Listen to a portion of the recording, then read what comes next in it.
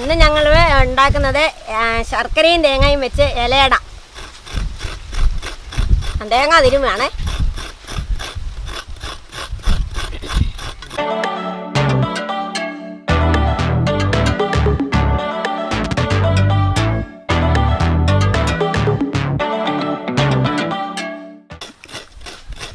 തെങ്ങിൻ്റെ ചുവട്ടിലാണ് ഇരിക്കുന്നത്. തെങ്ങ് ചതിക്കുകയല്ലെന്നാണ് പറയുന്നത്. ഏതായാലും നമ്മുടെ കാര്യങ്ങളെല്ലാം ചെയ്യാം നമുക്ക്.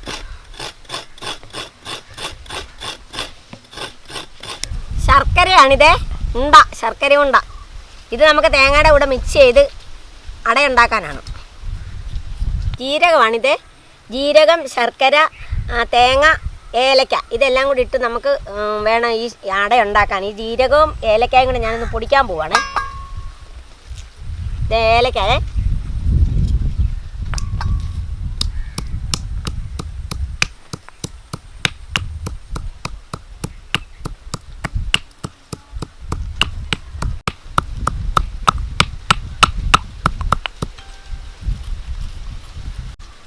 ഈ ജീരകവും ഏലക്കയും കൂടെ ചതച്ച് നമ്മൾ ഈ തേങ്ങയ്ക്കകത്തോട്ടിടുക.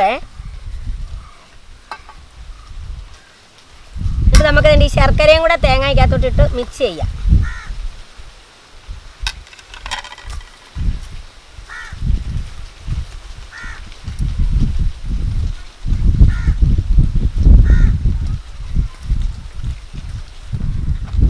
നമുക്ക് ഇലയട ഉണ്ടാക്കാനായിട്ട് ഇല എടുക്കുവേ.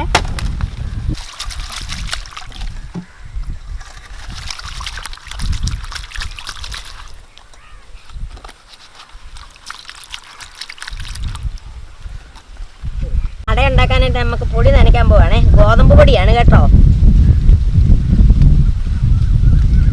ഉപ്പാണേ.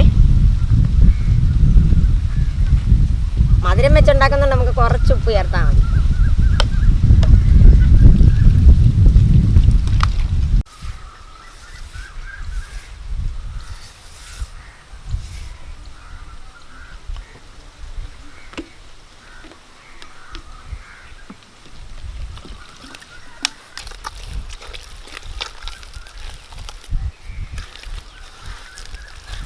നമുക്ക് അട പുഴുങ്ങിയെടുക്കാനാണ്.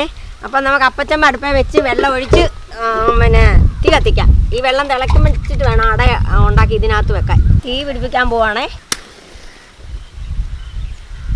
അപ്പച്ചമ്പ വെക്കാവേ. തീ പിടിച്ച് നമുക്ക് അപ്പച്ചമ്പ വെച്ച് കൊടുക്കാം. ഇത് അപ്പച്ചമ്പിൻ്റെ തട്ടാണ്. ഇത് വെച്ച് വേണം നമുക്ക് ഉണ്ടാക്കാൻ. നമുക്ക് അട പരത്താവേ. അടയ്ക്ക് ഇത് മാവ് പരത്താനൊരുക്കുവാണേ. അട പരത്താം എന്ന് പറയുമ്പോൾ അട എന്തിനാ പരത്തുന്നതെന്ന് വേണേൽ കമൻറ്റ് വരും.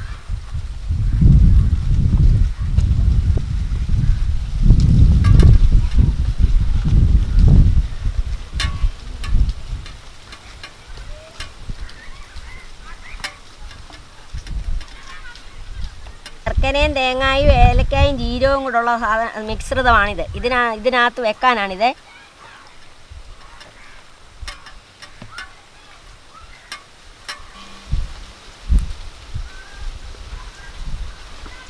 കണ്ടോ, ഇതാണ് അട.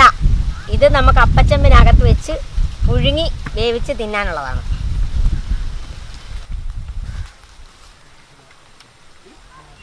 ഇത് നമുക്ക് വെച്ച് കഴിഞ്ഞാൽ ഈ ശർക്കര ഇത് വെന്ത് കഴിയുമ്പോൾ ഇതിനകത്തൂടെ ശർക്കരയും തേങ്ങയും കൂടെ ഒഴുകി വരും.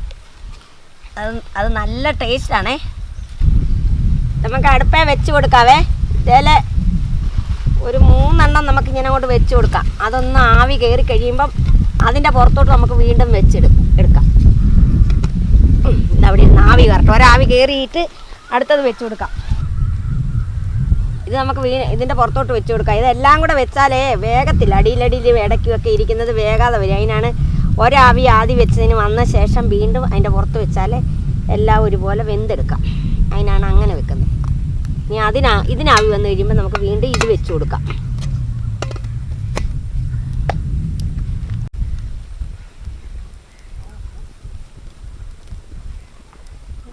അപ്പം നമ്മുടെ അട ശരിയായോ എന്നൊന്ന് നോക്കാവേ.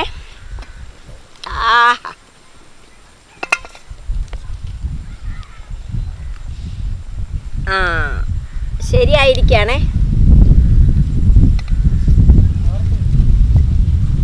അടുപ്പിൽ തീ കത്തിക്കൊണ്ടിരിക്കുകയാണ്. അടയൊക്കെ എടുക്കുന്നത് സൂക്ഷിച്ചേ എടുക്കാവുള്ളൂ. കനാമ ഇങ്ങനെ ചെയ്തെന്നും പറഞ്ഞ് എല്ലാവരും ഒന്നും ചെയ്യാൻ നോക്കരുത്.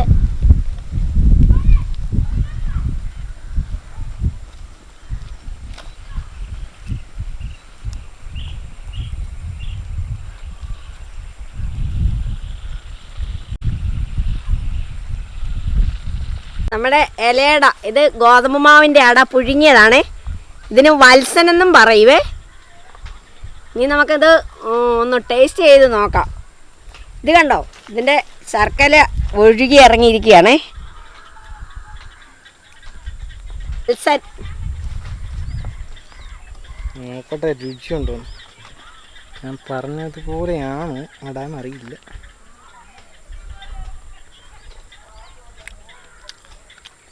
അടിപൊളിയായിട്ടുണ്ട്.